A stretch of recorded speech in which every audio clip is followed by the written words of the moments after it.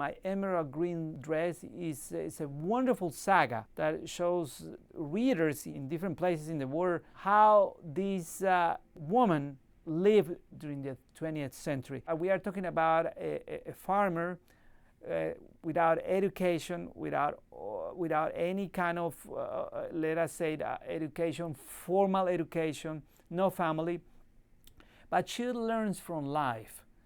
And what it makes this novel and this story remarkable is that she makes her own life, and then her life becomes a success, because what she does with her life, with the people around her, she has that magic touch that whatever she touches grows. Even she's very attached to the land, and because finally inside she comes from a very rural area. And Colombian literature, and also literature that describes in fiction and non-fiction these internal migrations, there are not really many books on describing women as leaders. Historically, when these old men migrated from the south of Antioquia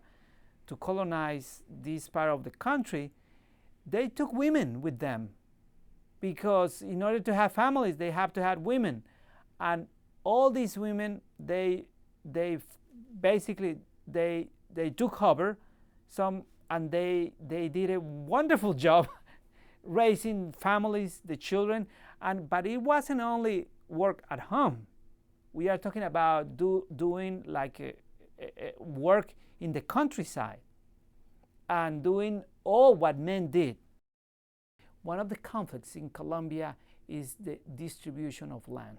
And that's why when I go back to the subject of rural areas in Colombia, I think it's still important, because all these conflicts that they were never resolved, and it's still going on in all over Latin America. Where I describe the story in the region of Quindío, because it's during the 60s, it was horrible, and the description of hundreds of people who died because they were killing each other. Basically, they were killing each other.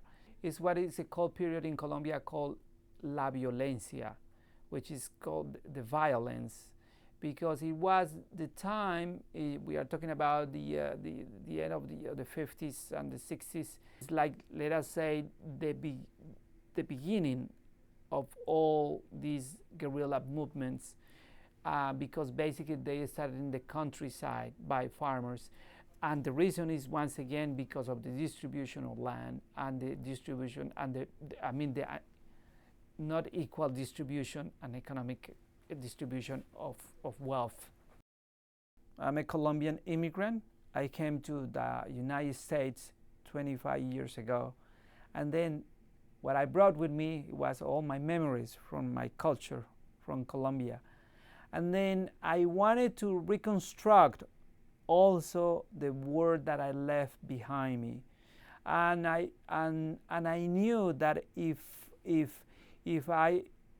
I wouldn't write all these memories, they will disappear forever. It's basically based in stories that I heard when I was a child living in the mountains, in the coffee mountains of Colombia, because I grew up in the coffee region of Colombia. My family and for my ancestors, they had coffee farms, and then I grew up in that environment, hearing and all these stories about ghosts, about families, and then people used to sit down at night to tell stories. And I said, someday I would like to write about that. I did a lot of research in different libraries in Colombia and the US. I interviewed a lot of people from the region, because I also wanted to have the register of the voice, of the oral part, which is missing. And in Spanish, you get that right away. And the novel was translated into English. The translator had to interpret all that culture, because it's not just language. You have to understand the culture very well inside.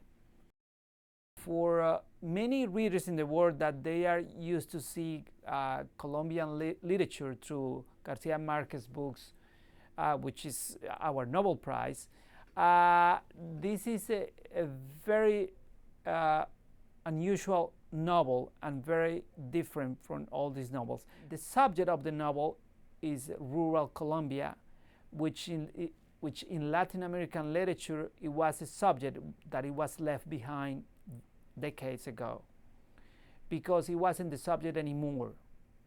Because of course, as like the cities changed and there were new subjects like urban literature. But in this novel, the reader might be disappointed because there is not magic realism.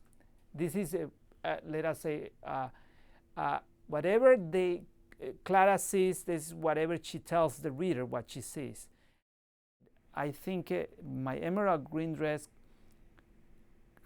connects with any reader in the world, and since now in the world we have more migrations than ever, and basically all her feelings and what she does with her life in the new land is basically what any immigrant would do.